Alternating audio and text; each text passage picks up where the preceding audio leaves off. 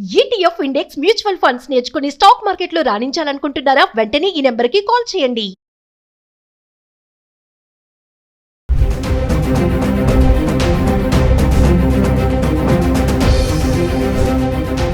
Suman TV ప్రేక్షకులకి నమస్కారం. బంగారం రేటు రోజు రోజుకి పెరుగుతుంది, కానీ తగ్గటం లేదేమిటి? ఒకవేళ తగ్గినా 1-2 రోజులు మాత్రమే తగ్గినట్టు కనబడి మళ్ళీ తిరుగు పెరుగుతుంది. ఎందుకు? కారణం ఏమిటి? బంగారం కొనాలా అక్కర్లేదా? అసలే శ్రావణ మాసం వస్తోంది. పెళ్ళిళ్ళు, శుభకార్యాలు విపరీతంగా జరిగేటువంటి అవకాశాలు ఉన్నాయి. బంగారం కొని తీరాలి, తగ్గుతుందేమో కొనుక్కుందాం అని ఆశపడి ఎదురు చూసే వాళ్ళకి రోజు రోజుకు పెరగడం అనేది కొంచెం బాధాకరమైన విషయం, కొంచెం విచారకరమైన విషయం, ఆసక్తి కలిగించేటువంటి విషయం. ఎందుకు బంగారం రేట్లు పెరుగుతూనే ఉన్నాయి, తగ్గడం లేదు? తగ్గిన 1-2 రోజుల కన్నా ఎక్కువ అది నిలవడం లేదు. కారణం ఏమిటని ఆలోచిస్తే ప్రపంచ మార్కెట్ అంతా కూడా కుదేలై ఉంది, చాలా అస్తవ్యస్తంగా ఉంది. ఒకవైపు ట్రంప్ విధానాలతో అనేక దేశాలు బాధపడుతున్నాయి. ట్రంప్ విపరీతమైన సుంకాలు విధించడం, తద్వారా దేశం లోపల మరి స్టాక్ మార్కెట్లు ఒక్క రోజులోనే 750 పాయింట్లు మనకు పెరిగి తెల్లారేసరికి 370 పాయింట్లు తగ్గిపోయాయి. అలా రోజుకు రోజుకు ఫ్లక్చువేషన్ అవుతూ ఉన్నాయి. స్టాక్ మార్కెట్లు ఫ్లక్చువేషన్ ఉంటే బంగారం రేట్లు మరి పెరగడానికి కొద్దిగా అవకాశాలు ఉన్నాయి. అందువల్ల రెండోది ఏంటంటే యుద్ధాలు. ఇంకా మనకు రష్యా యుద్ధం జరుగుతూనే ఉంది, ఇంకా మనకు ఇజ్రాయెల్ యుద్ధం జరుగుతూనే ఉంది. ఇలా దేశం లోపల యుద్ధాలు జరుగుతూనే ఉన్నాయి. యుద్ధాలు జరుగుతున్నప్పుడు కూడా మరి ఖచ్చితంగా బంగారం రేట్లు పెరగడానికి అవకాశం ఉంటుంది. ఇలాంటి అనేక రకాల కారణాల చేత బంగారం రేటు పెరుగుతున్నట్టు కనబడుతుంది.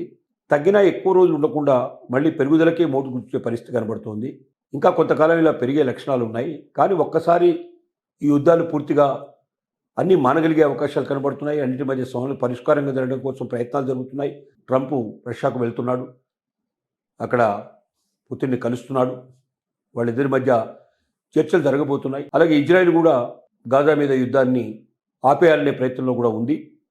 ఇవన్నీ జరిగినట్టయితే ఖచ్చితంగా బంగారం రేట్లు తగ్గడానికి అవకాశం ఉండొచ్చు. కానీ అది ఎప్పటికి పూర్తవుతుంది, ఎప్పుడు బంగారం రేట్లు తగ్గుతాయి అని ఖచ్చితంగా మనం చెప్పగలిగే పరిస్థితులు లేవు. ట్రంప్లో కూడా కొంత మార్పు కనబడుతోంది. అమెరికాను ప్రతిఘటించే పరిస్థితులు ఏర్పడుతున్నాయి. కాబట్టి అమెరికాలో కూడా ఈ సుంకాల పద్ధతిని తగ్గించే అవకాశాలు ఉన్నాయి.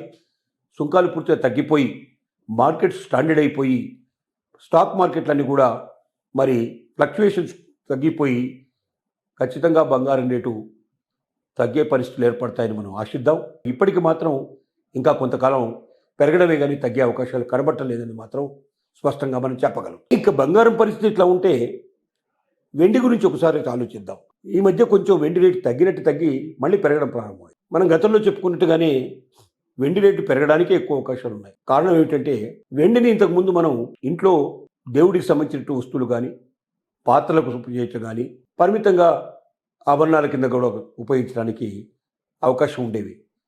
కానీ ఈ మధ్యకాలంలో పరిశ్రమల్లో ఎక్కువగా వెండిని ఉపయోగించడం వల్ల, ముఖ్యంగా మనకు సోలార్కు సంబంధించిన పరిశ్రమలు, తర్వాత ఎలక్ట్రానిక్ పరిశ్రమల లోపల చాలా ఎక్కువ వేస్తున్నారు. ఒక్క ఎలక్ట్రానిక్ పెద్ద వాహనంలో దాదాపుగా 80 కిలోల వెండిని ఉపయోగిస్తున్నారు. అలాంటివి లక్షలాది వెహికల్స్ ప్రతి సంవత్సరం కూడా బయటకు వస్తున్నాయి.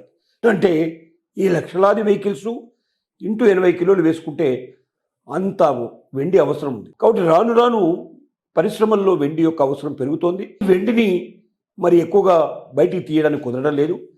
అంటే వెండి ఉత్పాదన తగ్గుతుంది, వెండి ఉత్పత్తి తగ్గుతుంది. తద్వారా వెండి రేటు పెరగడానికి అవకాశం ఉంది. భవిష్యత్తులో కూడా వెండి రేటు ఇంకా చాలా పెరిగే అవకాశం ఉంది. బంగారంతో పోటీపడి ఎక్కువగా వెండి పెరుగుతుంది. కాబట్టి వెండి మీద కూడా ఎవరైనా మరి డబ్బు పెట్టదలుచుకుంటే, వెండి కొనిపెట్టుకోదలుచుకుంటే బంగారం కన్నా వెండి ఎక్కువగా ఆదాయాన్ని ఇచ్చే అవకాశాలు ఉన్నాయనేది నిపుణులు చెప్తున్న మాట. కాబట్టి మరి బంగారం మీద పెట్టేటువంటి డబ్బులో కొంత భాగాన్ని వెండి కూడా పెట్టుకొని దాన్ని కూడా మనం నిల్వ చేసుకునే ప్రయత్నం చేసినట్టయితే అది పాత్రల రూపంలో కాకుండా కడ్డీ రూపంలో కానీ, బిస్కెట్ల రూపంలో కానీ, లేకపోతే స్వచ్ఛమైన బంగారం రూపంలో, వెండి రూపంలోనే మనం ఉంచుకున్నట్టయితే అది బాగా మనకు ఉపయోగపడుతుంది. తద్వారా ఎక్కువగా లబ్ధి చెందే అవకాశం ఉందని మాత్రం చెప్పగలం.